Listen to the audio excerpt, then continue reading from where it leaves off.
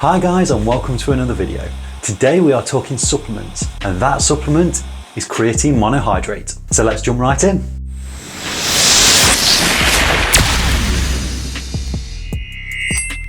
I get questions around supplements all the time. I'm a beginner, what should I take? I'm just starting out, what's the best supplement? I can't gain weight, what supplement should I take? How to build muscle, what supplement? Blah, blah, blah, blah, blah. It's always the same thing. Now, I'm not a fan of supplements. Most people turn to supplements because they're looking for a quick fix or they feel they're missing a trick. This is one of the main reasons that the supplement market is worth £125 billion. Most supplements don't do what they claim, or they're extremely overpriced and still don't do anything. Yep, I'm looking at you, branched chain amino acids. But creatine, on the other hand, it works. It is very cheap and it is safe. Today I'm talking solely about creatine monohydrate because out of the creatines, that is the only one you really need. All the rest are either overpriced, don't do what they say, or again, it's just companies trying to persuade you to buy a product that you don't really need. What is creatine? Creatine is an organic compound that is found within the body. It is within cells that produce energy. Within the body, there are three main energy systems. What I'm going to do now is I'm going to explain each of these systems to you, just so you get a basic understanding. The phosphocreatine system. This system harnesses ATP for highly intense activities that last 5 to 10 seconds. So for example, explosive activities like leaps or jumps. Then we have the anaerobic system. This system uses carbohydrates to produce ATP. Activities lasting longer than 30 seconds to 3 minutes are primarily fueled by energy produced by this system. Think of boxing rounds, which last 1 to 3 minutes. Lastly, we have the aerobic energy system. This system uses oxygen to help with energy production, normally used in high intensity exercises like long distance running.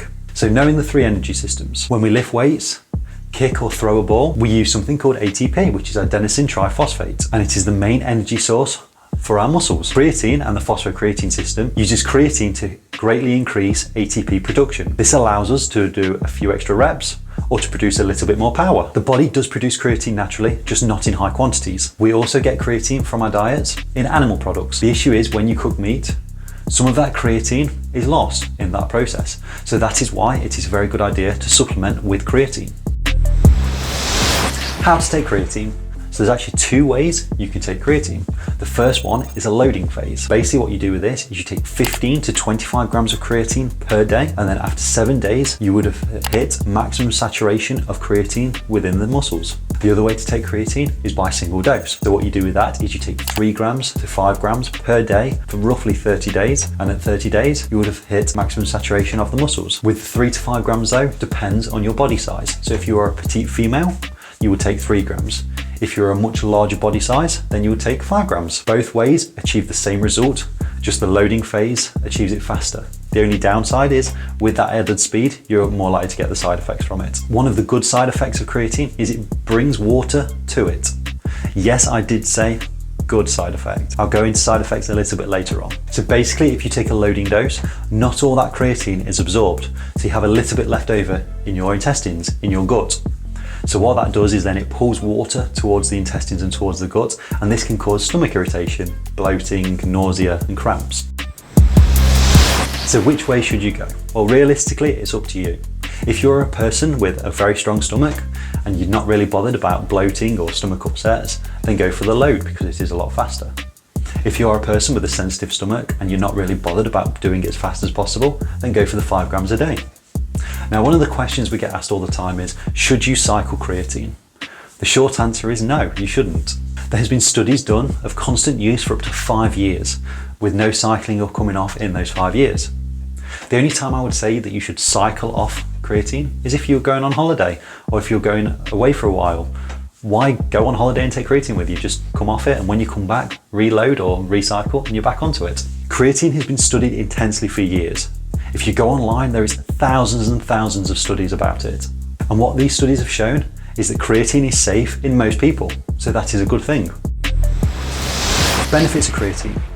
Creatine has been shown consistently to improve strength gains and power output. It increases lean body mass and increases anaerobic capacity, which again is an increase of strength and speed. Creatine may have some cognitive benefits, such as improved sleep, better memory. There's even a few studies around brain trauma and whether creatine may help with brain injuries. But at the minute, there is a lot more research needed to prove that. The side effects of creatine. I'm going to be talking about 3 main side effects. So stomach upset, male pattern baldness, and water retention. Water retention on creatine though is actually a good thing, which I'll explain. So stomach upset. So like I mentioned before, creatine can cause stomach upset. It can cause nausea, bloating, and cramps. These are normally only seen though when someone is doing a loading phase or if they've got a sensitive stomach. One of the ways around or avoiding stomach upset is by drinking a lot more water and avoiding doing a loading phase. Male pattern baldness. Now this is one that's quite difficult to talk about as the research isn't really there, so it's hard to agree or disagree. In 2009, a study implicated that creatine supplementation might worsen hair loss. In this random controlled trial, males given creatine experienced a significant increase in their blood levels of dihydrotestosterone, testosterone, an androgen that contributes to hair loss, particularly in males. Only one study has examined the creatine-DHT link, but many others have shown that creatine does not affect testosterone levels. And since DHT is a metabolite of testosterone, there is some doubt that creatine really increases DHT. If it does though, then yes, it could contribute to hair loss. However, keep in mind that DHT is only one of many factors that contribute to hair loss, and increasing your blood levels of DHT does not guarantee your hair will fall out. To this day, no studies have directly examined creatine's effect on hair loss.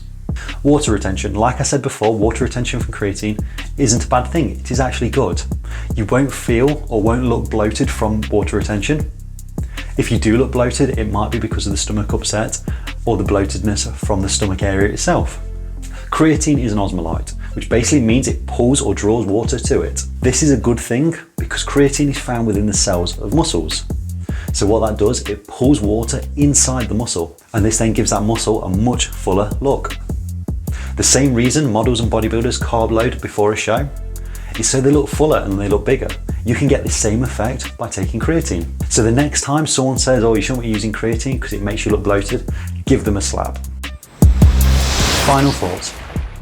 Like I said at the beginning, creatine is probably the only supplement or one of the only supplements that I would highly recommend, especially if you want to increase your performance in the gym or on the track. It is a fantastic product. Creatine is also great if you want to lose weight, because it actually improves lean body mass, and that is what you want when you're trying to lose weight.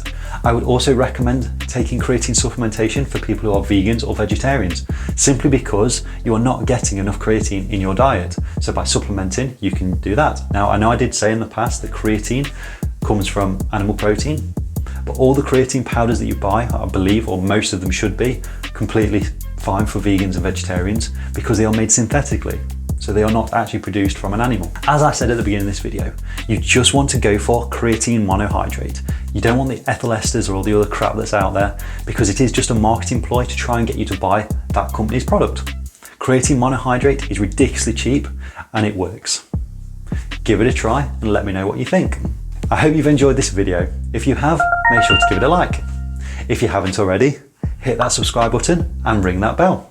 Now, I'd love to hear from you guys. If you've taken creatine in the past, or you've been trying to avoid creatine, or you've wanted to take creatine but you've never known what to do, then drop me a message in the comments and let me know your thoughts. As always, take care and I'll see you soon. Farewell.